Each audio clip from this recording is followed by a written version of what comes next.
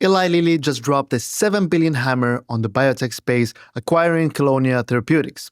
The wild part, they're paying that for a company with only one drug in phase 1 trials. Kelonia's lead asset, KLN-1010, is an in vivo CAR T for multiple myeloma.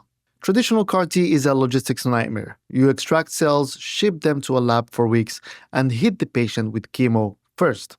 It's boutique medicine. Kelonia's iGPS platform does the engineering inside the patient's body via a simple IV. So why the 7 billion price tag? Let's be real. What makes a giant like Lilly spend billions on an early-stage biotech that's barely out of the starting blocks?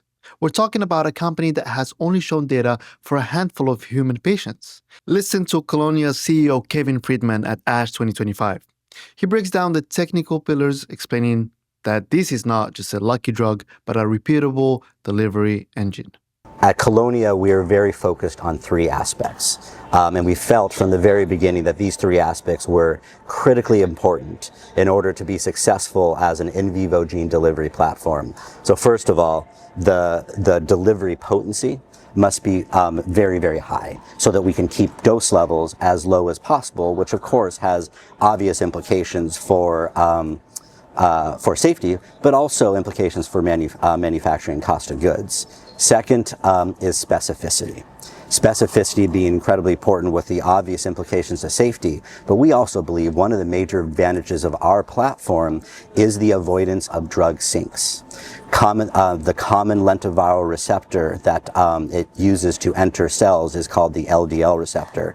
The LDL receptor is expressed all over the body, and so all of these cells can serve as drug sinks.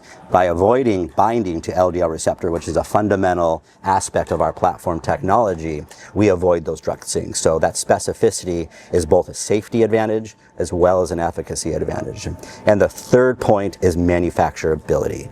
Developing a serum-free suspension manufacturing process that's scalable from clinical development all the way through commercial development is key to have a commercializable drug with very low cost of goods. And that's indeed what we've achieved, we believe, with our lentiviral particle: potency, specificity, and manufacturability. And that's the aha moment. Lilly isn't just buying a myeloma drug, they're buying a delivery system. If you can prove the platform works in blood cancer, which they did with that 100% MRD negative data, you can theoretically reprogram it for solid tumors or autoimmune diseases.